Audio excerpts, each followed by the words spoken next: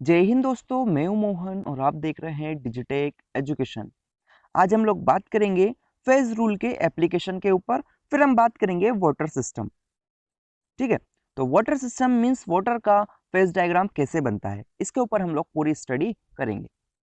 I hope आपने previous video देख रखी होगी जिसमें हमने बात करी थी फेज रूल क्या होता है, क्या टर्मिनोलॉजी से उसके अंदर।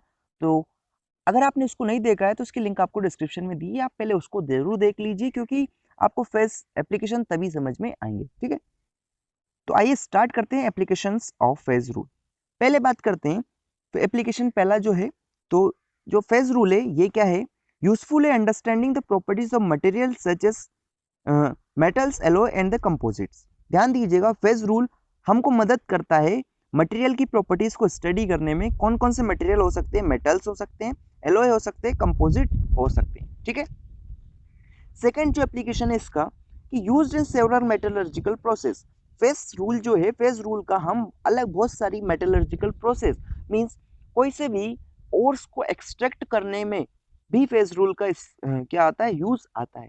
मींस जो जितनी भी मेटलर्जिकल प्रोसेस है बहुत सारी, उसके अंदर आपको फेज रूल का यूज होता है। ठीक है, सॉल्वेंट एक्सट्रैक्शन में भी इसका यूज होता है, स्टीम डिस्टिलेशन में भी फेज रूल का यूज होता है। क्लियर है। थर्ड एप्लीकेशन जो है इसका क्या है कि quality control of ultra pure material. जो अल्ट्रा प्योर मटेरियल होते हैं जैसे कि सेमीकंडक्टर है, इसकी क्वालिटी कंट्रोल के लिए भी फेज रूल का यूज किया जाता है, क्योंकि इसकी मदद से हम इम्प्योरिटी कंसेंट्रेशन उसमें चेक कर सकते हैं। आई होप चीज यहाँ तक आपको क्लियर हुई होगी। तो ये कुछ एप्लीकेशन है फेज रूल के। सबसे पहले हम बात कर लेते हैं वाटर सिस्टम की। वाटर सिस्टम क्या, इसका फेज डायग्राम कैसे बनेगा वाटर का, उसके ऊपर हम लोग स्टडी करते हैं। ध्यान दीजिएगा, वाटर सिस्टम एक हमारा टिपिकल वन कंपोनेंट सिस्टम है। पहली बात, क्या अगर कोई पूछता है तो बताइए वाटर सिस्टम कितने कंपोनेंट सिस्टम है, तो ये वन कंपोनेंट सिस्टम है। क्लियर है। और ध्यान दीजिएगा, वाटर के तीन फेसेस आपको देखने को मिलेंगे। Water is three phases, that is ice, water and water vapours. ठीक है, और ये जो तीनों फेसेस है हमें इतने तीन टाइप्स के इक्विलिब्रियम शो करवाते हैं। कौन कौन से टाइप्स के, डेट इज जो पहला टाइप का इक्विलिब्रियम आपको वाटर सिस्टम में देखने को मिलेगा वो होगा आइस वाटर इक्विलिब्रियम। क्लियर है। दूसरा ice water vapour equilibrium and the last one is water water vapour equilibrium. मैं आपको डायग्राम की मदद से एक्सप्लेन करता हूँ। देखिएगा, ये हमारा फेज डायग्राम है किसका, वाटर का। तो आपको यहाँ पर तीन इक्विलिब्रियम देखने को मिलेंगे। एक आइस वाटर का, ये वाला। दूसरा वाटर और वाटर वेपर्स का, ये वाला।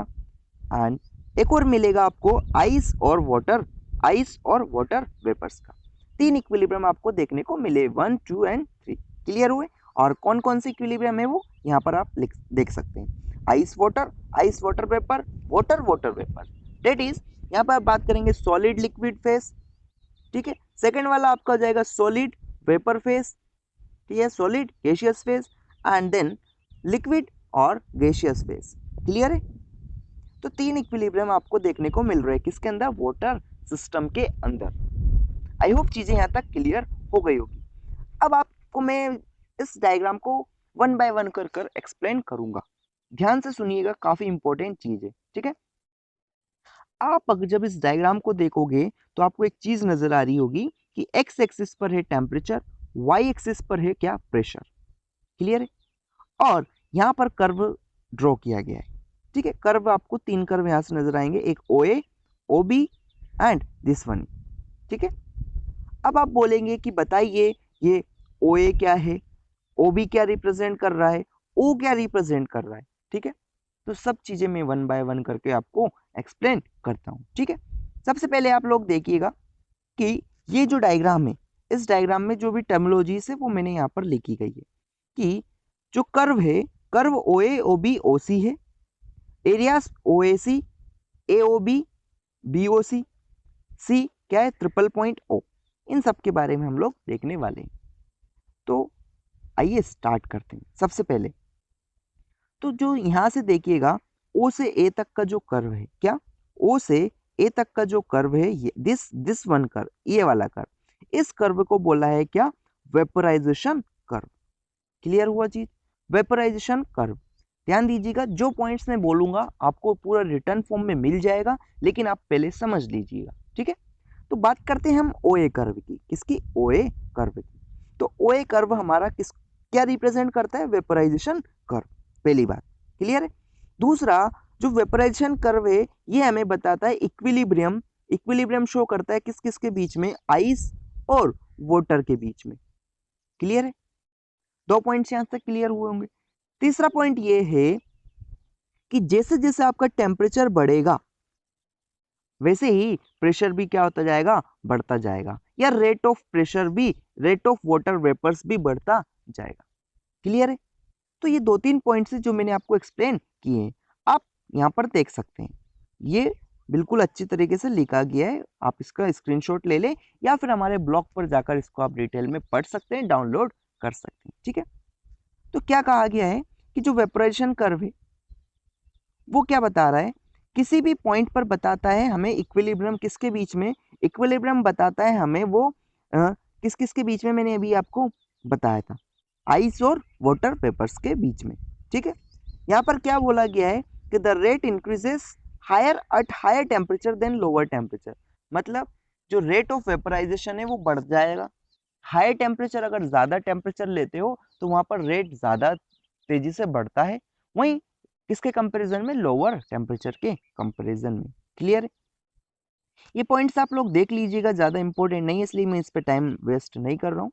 जो मेन पॉइंट है हमारा क्या है, वो है कि वेपरेशन कर्व के एलोंग वेपर्स हमारा इक्विलिब्रियम में होता है, ठीक है। क्या? वेपराइजेशन के जो वेपराइजेशन कर्व है जो मैंने आपको अभी शो किया था, डेट इज ये वाला वेपराइजेशन कर्व, ये इसके अलोंग आप देखेंगे तो वाटर और वाटर वेपर्स आपका क्या होगा? इक्विलिब्रियम में होंगे, ठीक है। जब वाटर और वाटर वेपर्स इक्विलिब्रियम में होंगे तो यहाँ से आप ये जो फेज रूल लगाओगे, फेज रूल लगाने के बाद देखो, मैंने आपको सबसे पहले क्लियर कर दिया था कि water system one component system है तो सी की वैल्यू यहाँ 1 हो जाएगी।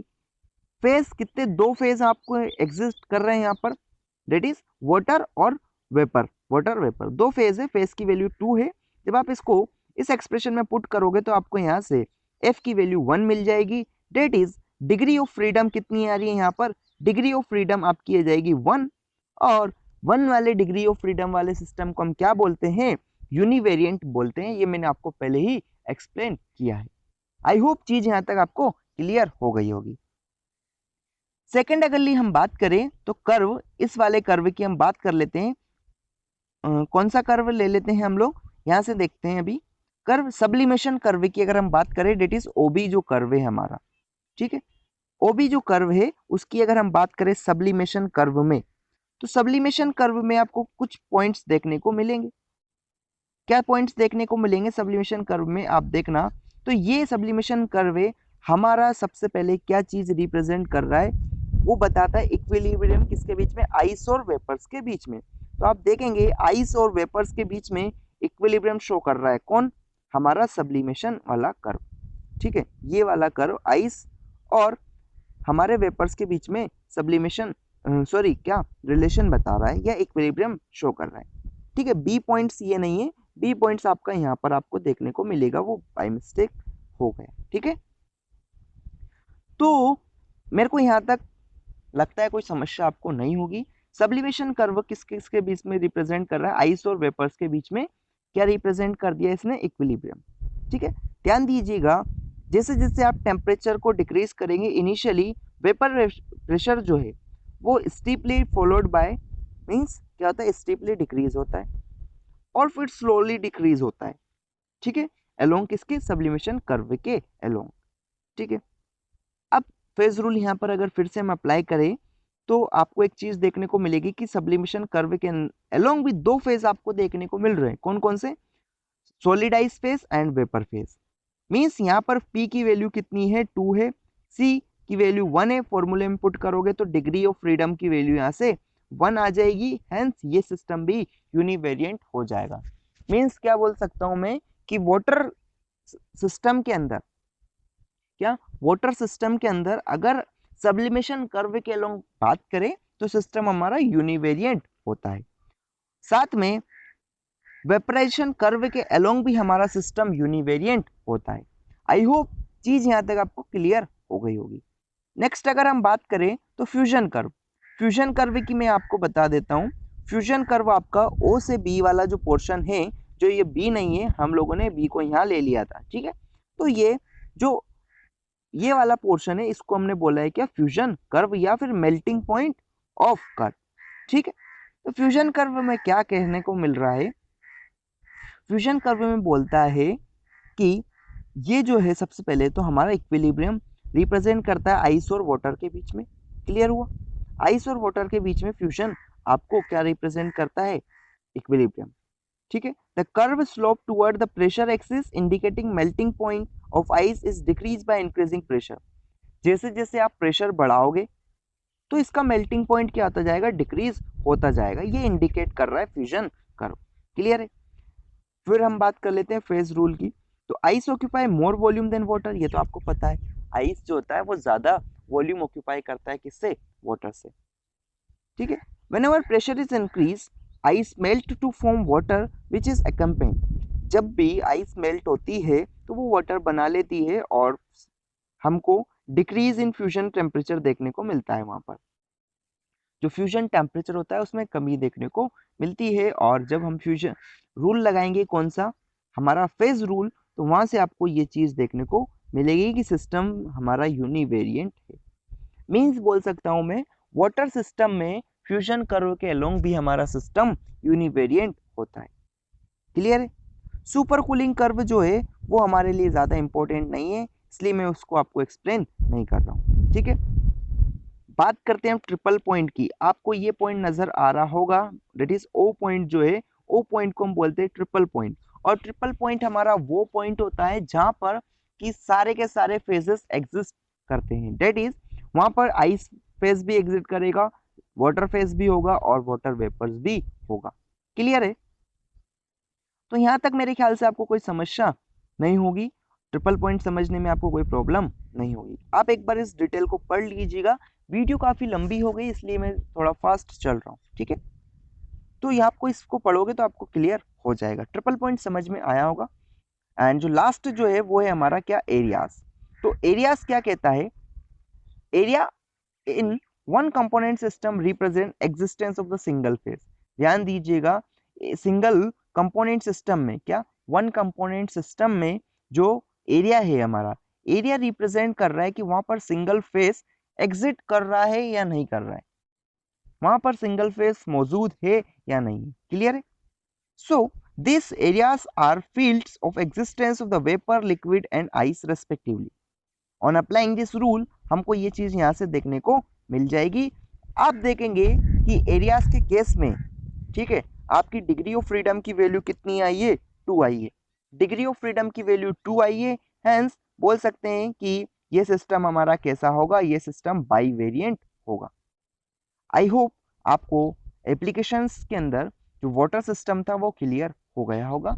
एंड अगर वीडियो पसंद आई हो तो लाइक करें, शेयर करें एंड चैनल को सब्सक्राइब करें। और डिटेल्स के लिए आप हमारे ब्लॉग पर विजिट कर सकते हैं, लिंक आपको डिस्क्रिप्शन में दी गई है। So thank you.